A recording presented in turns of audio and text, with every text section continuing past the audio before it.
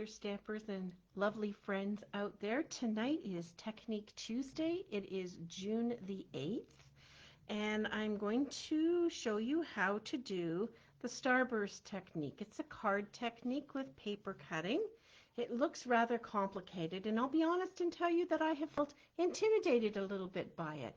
But I've boned up on the technique, and I want to share it with you so you can use up some of your scrap pieces, or find another use for all those extra scrap pieces you've got hanging around. My name is Diane. I'm the creative inkster, and I'm coming to you live from Guelph, Ontario in Canada. And today is Tuesday, June the 8th. So let's take a look at what we need to do the Starburst technique. My card tonight's going to be very similar, only some different colors. So I was inspired by this paper. I never would have thought to put Blackberry Bliss and Calypso Coral together. Like, those did not kind of speak to me.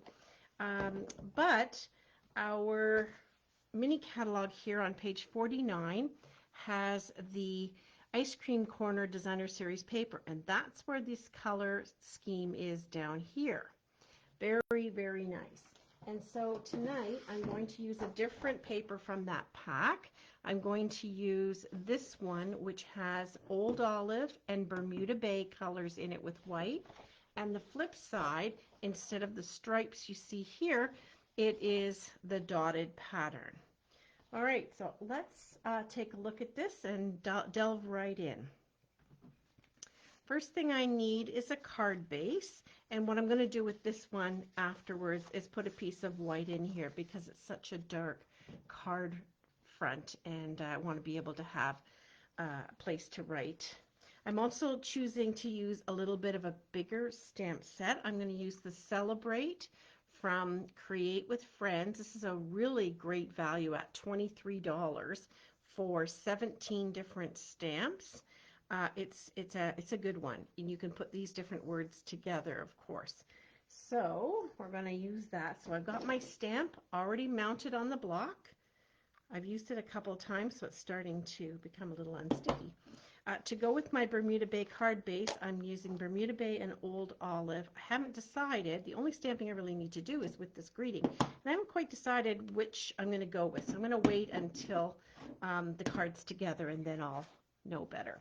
All right, some of the other things you need, basically for the layout of the paper, is a piece of cardstock. Now I've cut this to the usual next layer, which is 4 by 5 1/4.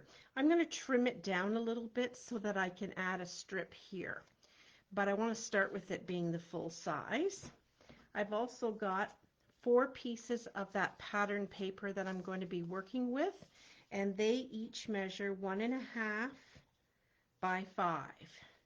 It really doesn't matter what sides you put together, but we can cut 2 at a time. So I'm going to lay 2 together and the other 2 together, and then grab my paper trimmer in a moment. This is the piece that's going to go along the bottom here. Actually, it's going to go on the card base. And this is Old Olive, and this is a new embossing folder we have. They're a little bit shorter in width, and it's a 2-pack. There's dots and checks. This is the dots one, of course. I used it on the other card.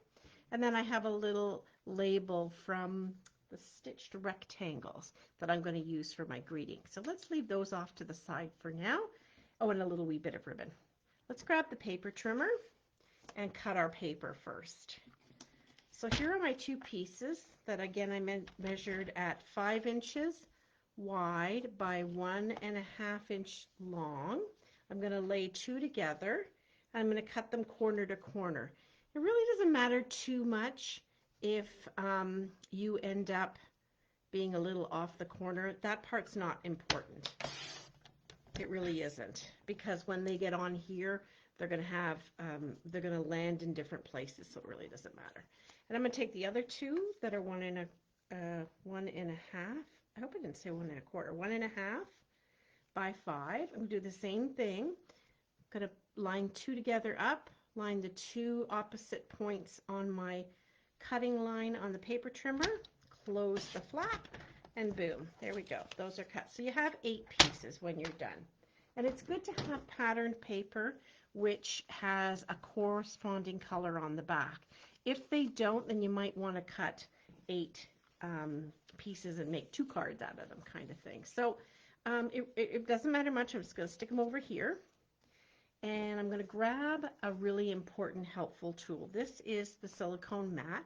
I'm just looking for the logo, the Stampin' Up! Logo, which I like to keep in the bottom right, and then I know it's there if I'm using it to measure or stamp anything on. And here's my white. I'm going to trim this down later, but we're going to start with this. And then I'm going to use some Tombow liquid glue. That's going to be to add my strips on here. I think you could also use adhesive sheet and cover the whole thing. It's just with Tombow glue you get a little bit of wiggle room if you don't quite line it up perfectly. There are people out there who are also doing this technique by leaving a small wedge in between. As a beginner with this one, I thought I would just go with the basics, so that's what I'm showing you. The first 2 pieces you want are different patterns, and you kind of want the straight somewhere around the middle. So if I line this up on my grid paper, the mat, and I can see that there's the black center line down here, and it goes all the way down, I can get a general idea of where the center is. I don't think that's really critical, but I'm going to start with it going as straight down as I can and making sure that I'm covering the top and the bottom of the white. So I eyeballed that, looking good. I'm going to go in with my glue. So this is a bit tedious because you're adding glue to each piece. But if you can master this with your having an adhesive sheet down, well, that would go way better. So I'm going to place that one down like that. And then the opposite pattern is going to go this way. Whoops. I wiggled that out of place a little. And the use for this, the mat, is just to keep that extra glue from getting all over your work surface, or if you're using some grid paper like I am, keeps it from all ending up there. Okay, and believe me, I know, because when I did this one on the weekend, I had a piece that was totally ripped up. All right, so now it's just a matter of piecing rather. So we're going to alternate patterns on this side. Again, we're going to try to do our best to cover up the white. It's okay if one end doesn't have white covered on it, and just keep it to be that end if your strips are too short. I suppose you could make your strips longer. That's always a possibility. I'm going to move this up a little bit. There we go. And then on this side, I'm going to put this one. These colors go really well together. I didn't use this particular pattern. I have not used it yet out of this paper pack. And I think it just looks great. Bermuda Bay and Old Olive together. Just a lovely combination. So if you're out there watching either the replay or the live, please let me know you're there. I always like to know that people are out there on this journey with me, and leave me a quick comment. That really helps me out. So carrying on here, covering up the white. Let's move this over. Just be careful not to get any glue on the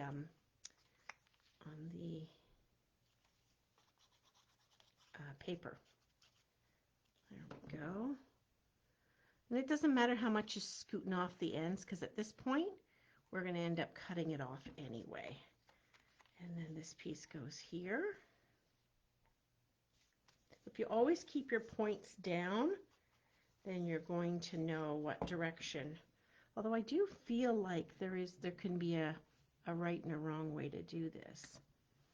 Oops. A right and a wrong edge to get up there. Okay, so, oops, this one's going to go this way. So I did end up with a little bit of white at the bottom. That's totally fine because I plan to cut this one off anyway. But having a little bit more to work with makes working with it so much better. Hi, Debbie. Welcome. So there we go. This is the Starburst technique. I'm going to move my sticky mat out of the way. That just wipes clean, by the way. Do you remember when you were a kid in school and you got white glue on your hands and the teacher said just rub them together? Well, if you rub them together, it comes off. This is silicone, so this will come off very easily. All right, so I am not too concerned about gumming up my scissors because they get that way. So this is the side with the white. I'm just going to go ahead and cut off the excess pieces. Again, I don't want to get my paper all filled with glue, so I'm going to kind of cut off to the side, just all the way around. You could stick it in your paper trimmer as well to do this cutting part. I'm just using my scissors. It just kind of, it goes fairly easily this way, and I'd rather gum up my scissors at this point, hoping by the time I'm ready to cut the page down that it's going to, it's going to be somewhat dry. Like I mentioned, I would try adhesive sheets if you feel like you can easily place them down in one go. Okay, there we go.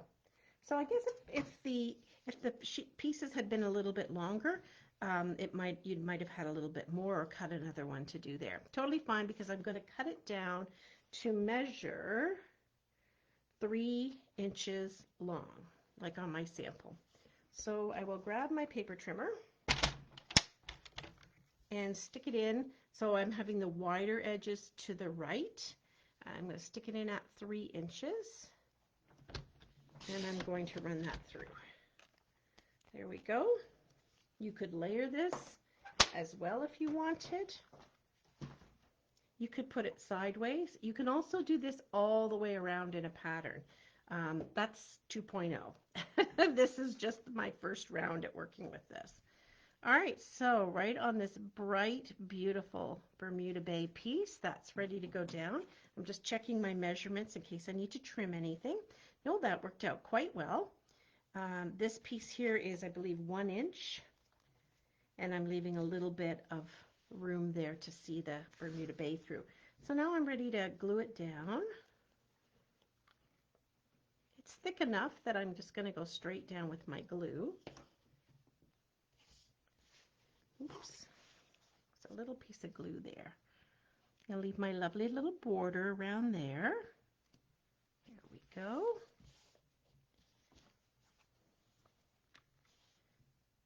I think I've been on the computer a lot today. My eyes are, I'm like, it doesn't look straight. Okay, and then take my old olive with the new checks and dots. I bet it's called dots and checks. Embossing folder. Come on, there we go. Pop this guy down here on the bottom. I kind of thought the checks might be a little bit much with the circles, so that's why I opted to do this one again. And now it's ready. I'm ready to do some stamping, the only stamping on this card. Okay, so let's see. Yeah, I think there's far too much old olive showing. I'm going to go with Bermuda Bay for the greeting, kind of what I did on my other card that I did previously. So again, this is from the Create with Friends stamp set. And the Celebrate word, which fits perfectly on this stitched rectangle. That's done. I think we're done with gluing, so that can go away. Now I'm going to need a couple of glue dots and some embossing folder. I'm sorry, glue dots and some dimensionals. I might use the snail though, the Stamp and Seal. Oh goodness. Okay, so we want to add the ribbon to the back. This is out of a pack. It was last year, a combo pack, and the white just is so pretty. I like this. So I'm going to put a glue dot so that I can create what I call the breast cancer bow, because it's kind of the shape of what you see of that insignia. There we go. We'll grab a glue dot and then wrap it around, and that holds them together. And then I'm going to glue dot that to the back. So I'll put a couple of glue dots on the back as well. Take your pick tool is across the room. my actual workstation. So not here close at hand with me. Oh, come on. Glue dot number 2. There we go. And then this will just adhere on there. Get it right side up. There we go. And that will just hold it in place, and then I'll put some dimensionals around that. One right on there, and you have to press really well if you want your dimensionals to stick to ribbon.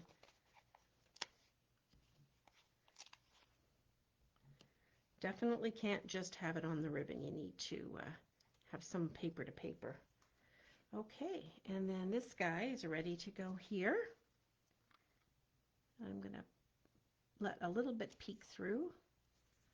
There we go. Grab my scissors and finish off these ends nicely a little. My sticky scissors. So if you have sticky scissors, grab some Goo Gone. That will get rid of all that stickiness. And that is my second Starburst card. So this went way better than I thought. I have struggled to learn how to do this card, and I think it turned out great. So I hope you'll give this one a try and let me know how it works out. And thank you for watching tonight. I'll be back on Thursday. Bye for now. Thanks for being here, Debbie.